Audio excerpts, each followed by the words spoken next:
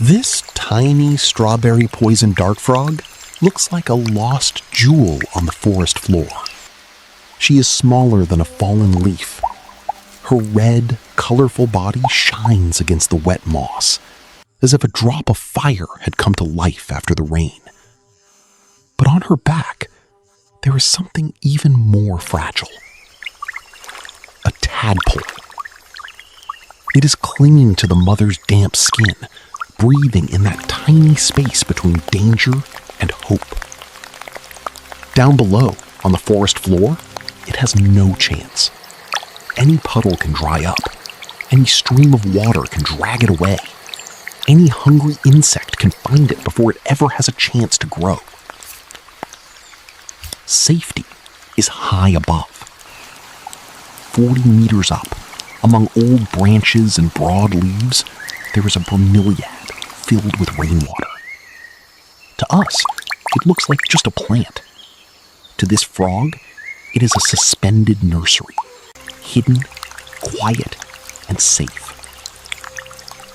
So she begins to climb.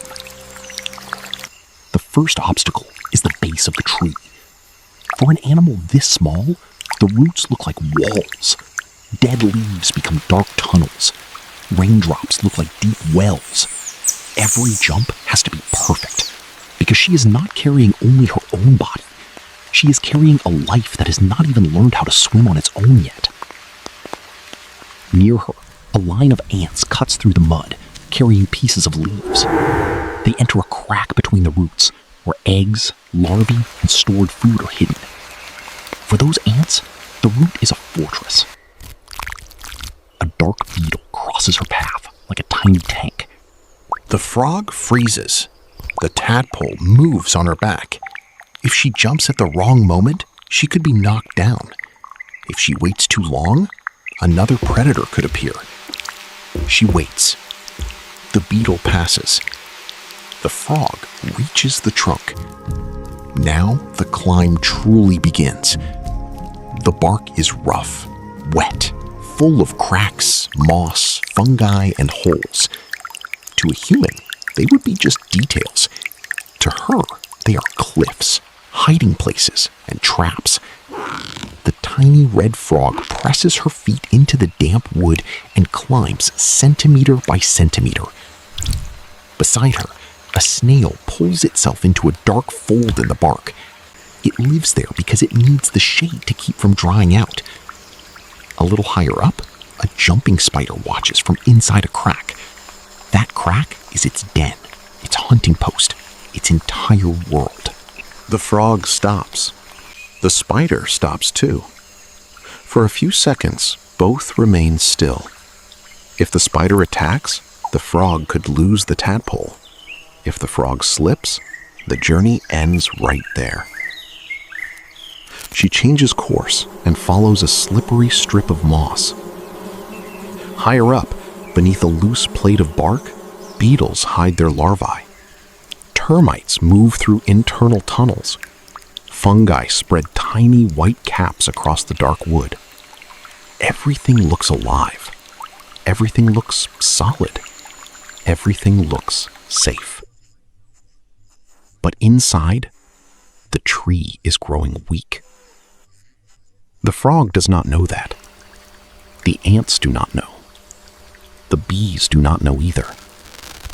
Every creature lives through its own urgency, without realizing that the giant holding them all is silently giving way.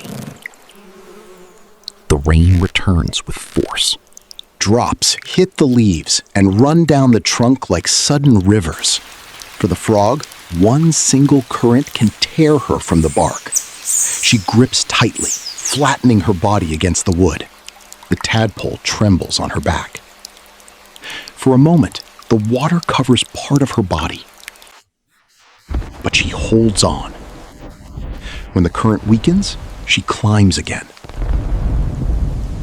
The higher she gets, the more the world changes. The ground disappears far below. Light begins to appear between the leaves.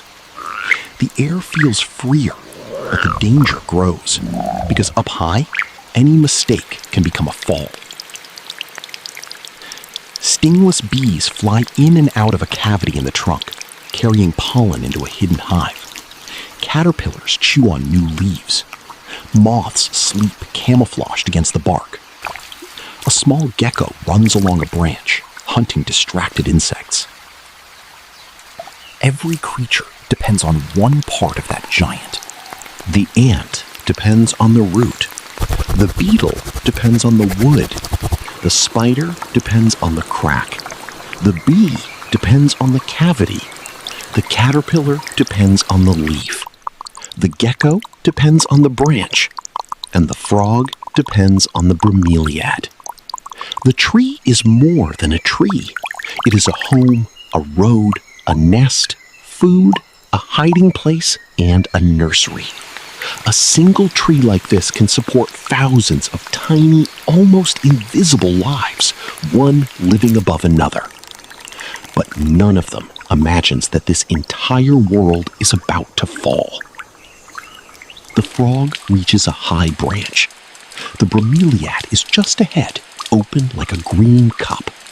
Water shines between its leaves. There are no fish there, no current, no strong sunlight. It is small, but for a tadpole, it is almost perfect. The final path is narrow. Far below, there are meters and meters of open air. The frog moves forward slowly. She slips between the leaves of the bromeliad. The water trembles. The tadpole moves. The tiny mother lowers her body and lets that life slide into the only place where it could grow. The tadpole falls into the water. For 1 second, it seems like the mission is complete. But then, the tree cracks. It is a low, deep sound coming from inside the trunk. The frog lifts her head. The gecko stops on the branch. Louder. For years, termites have opened galleries inside the wood. Fungi have softened the trunk. Rain has entered through old cracks. The roots have been trapped in soaked soil. From the outside, the tree still looked colossal. Inside, it had already been defeated. The wind pushes the wet canopy. The bromeliad sways. The branch tilts. The tiny red frog tries to hold on, but now there is no safe path left. For a few seconds, nothing moves. The rain keeps falling, but it feels far away. The frog feels the trunk vibrating beneath her feet. The tadpole is inside that water, so small it almost disappears between the green leaves. It does not understand danger, height, or falling. It simply exists, fragile, depending on a tree that can no longer stand. The bees stir at the entrance of the hive. The ants change the direction of their trail. The crack comes again. The frog tries to move closer again. The bromeliad is there, too close to abandon. The water shines like a promise. All she has to do is protect that green edge. The tree groans. It is no longer a short crack. It is a long, heavy sound, like wood tearing apart from the inside.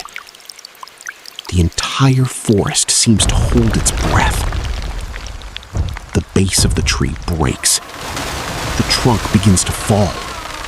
Branches drag vines with them. Leaves tear loose.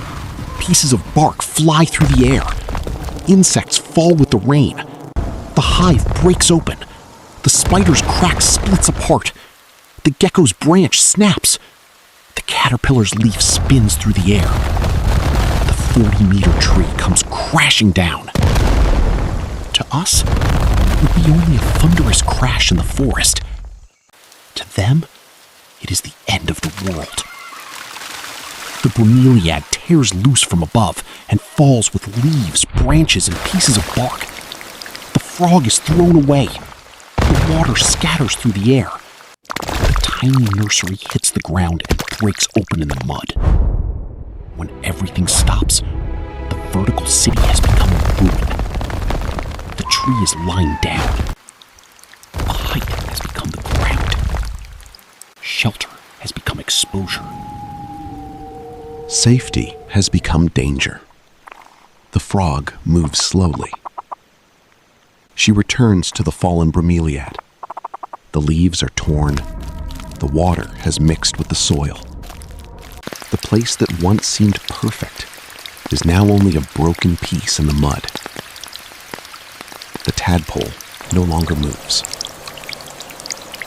The tiny frog stays still for a few seconds, as if she is still searching for the life she carried all the way up. But in the forest, not every effort ends in rescue. There is no music in this moment, no justice. There is only the ancient rule of the wild, where a life can disappear even after every possible act of courage. And that is what makes the scene true, even when it hurts too much to watch. Because nature does not always choose the ending that feels the most beautiful. Around her, other losses happen at the same time. Ants carry eggs and larvae away. Bees fly in circles over the open hive. The spider flees without its den. The caterpillar crawls through the mud, exposed. The gecko runs to another tree, without the branch where it once lived.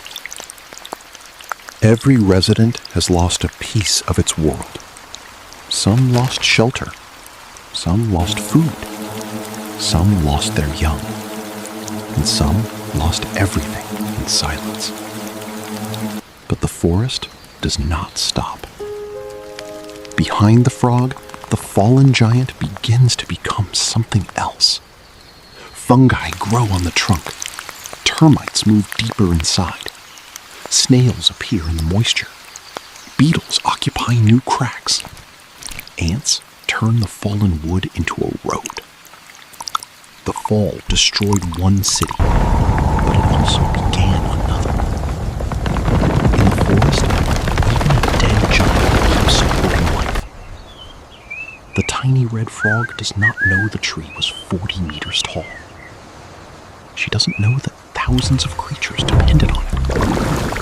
She only feels the loss. But even now, when the rain begins to fall again, she moves. Because in nature, survival does not always mean saving the one you love. Sometimes it means continuing after the world has collapsed.